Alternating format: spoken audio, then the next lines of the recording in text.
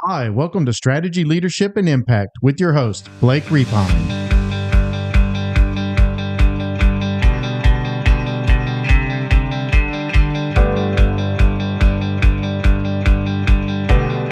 Hi, everybody. Welcome back to another episode of Strategy, Leadership, and Impact.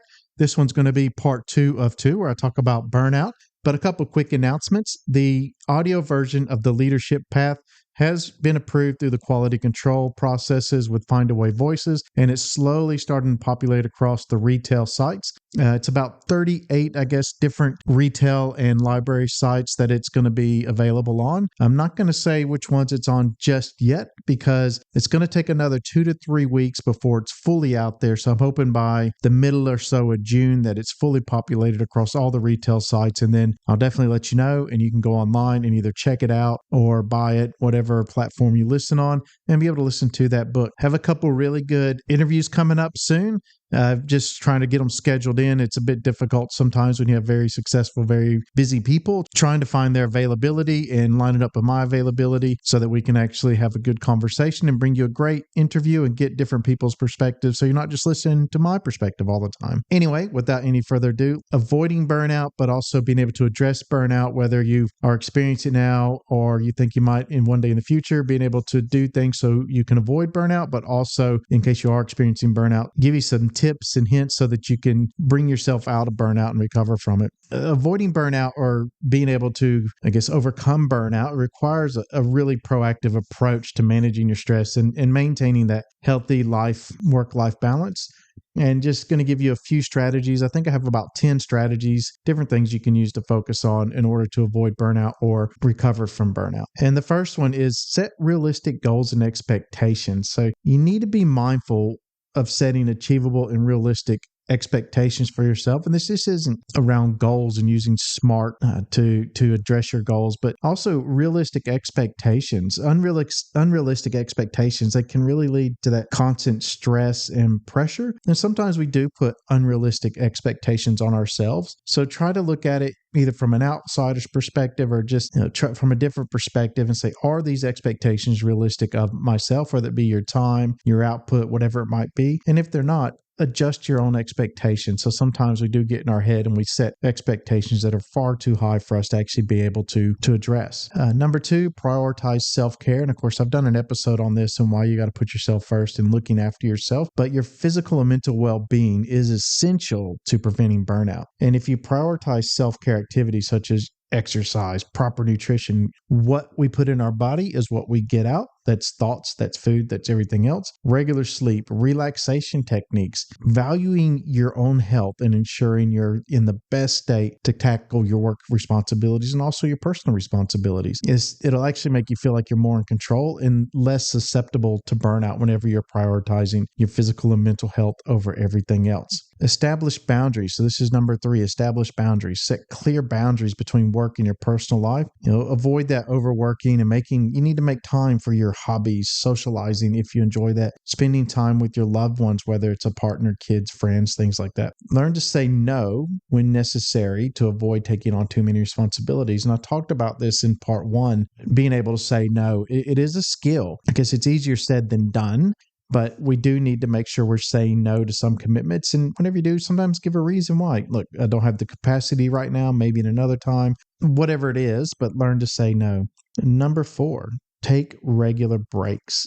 So you need to incorporate regular breaks into your work routines just to relax and recharge. Just take your mind off of things for a certain amount of time. Just step away from work, even if it's 5-10 minutes, whatever, that can help reduce stress and actually increase productivity. I was actually having a conversation with some people I work with this past week around working in sprints. And you might have heard of this technique before where you sit down and you work 20-30 minutes straight, and then you take a 20-30 minute rest. Work 20-30 minutes straight, and then take a 20-30 minute break. And by doing that, you'll actually find that you're so much more productive than you are if you just keep working straight through. The mind needs breaks. The mind needs rest, just like the body does. And whenever we're doing that, whenever we are actually working, we can put in a higher level of effort because we're recovering in our breaks, and we can get a lot more things done and actually be a lot more efficient with our time.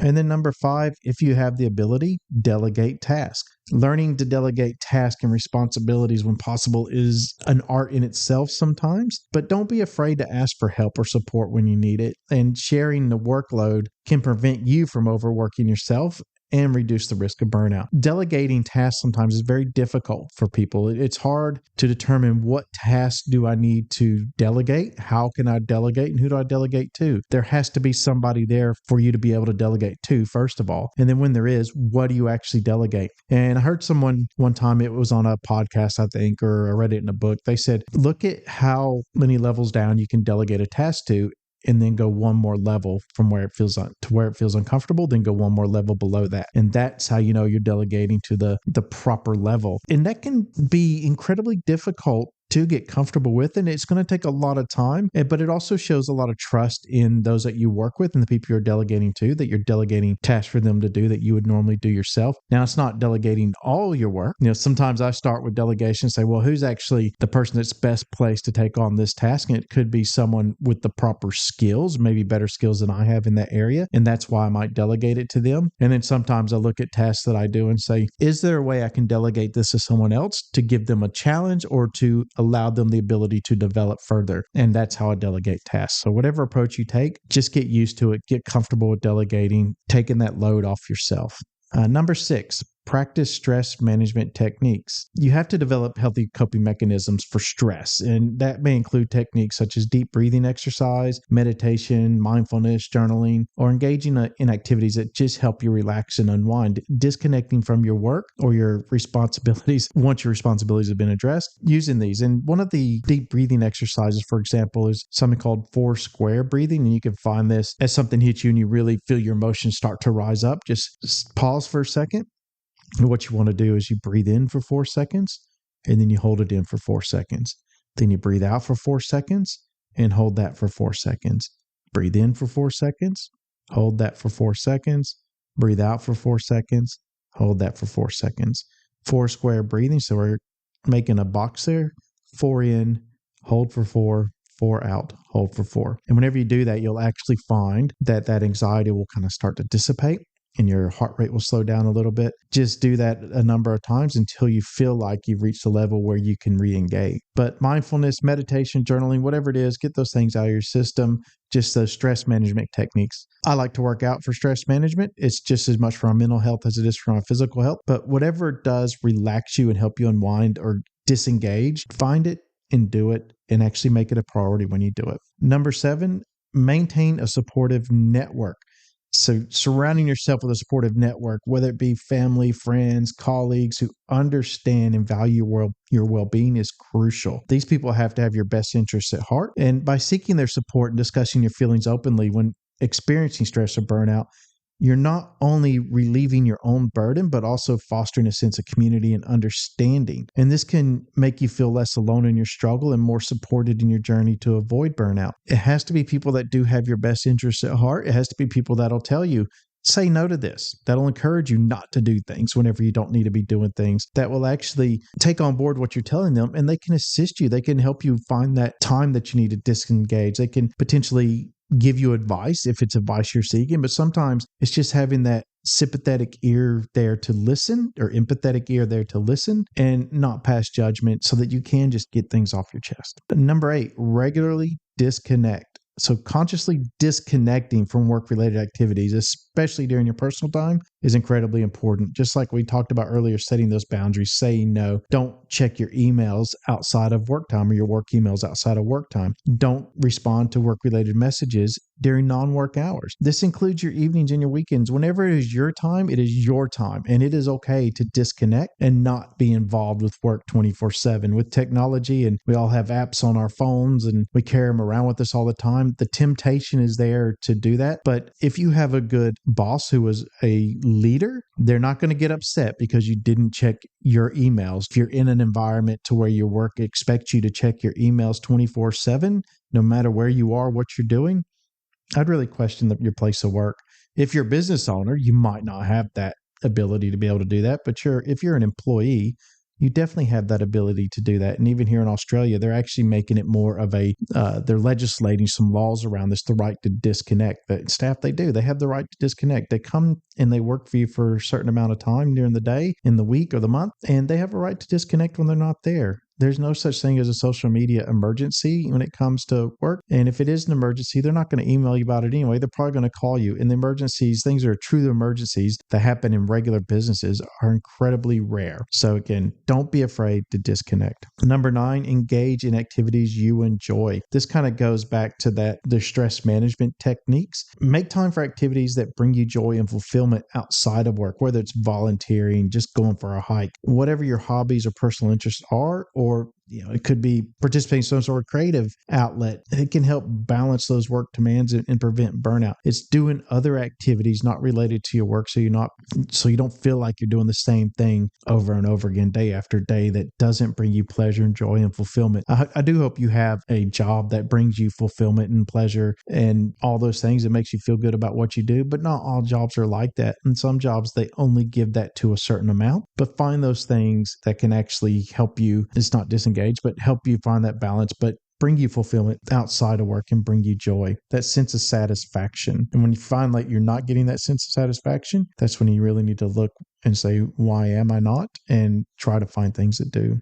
And number 10, monitor your workload and manage your time effectively.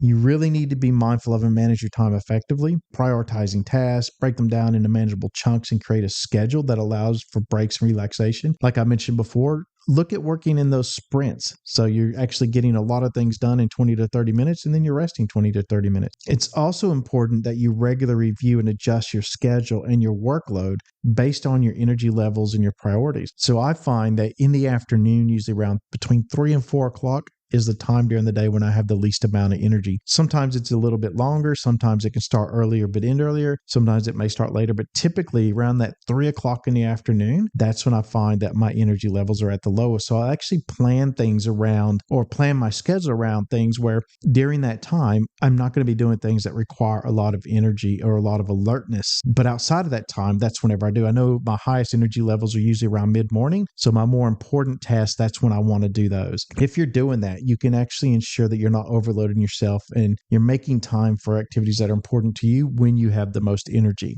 So just another way of looking at it. And sometimes that can be difficult too, because we have demands on us from other parts of the organization, outside the organization, other people, whatever it is, who want to meet at certain times or do things at certain times during the day. But if you have control over your schedule, try to control it and use that to your advantage. The most important thing to remember is that everybody is different, and finding strategies that work best for you is essential.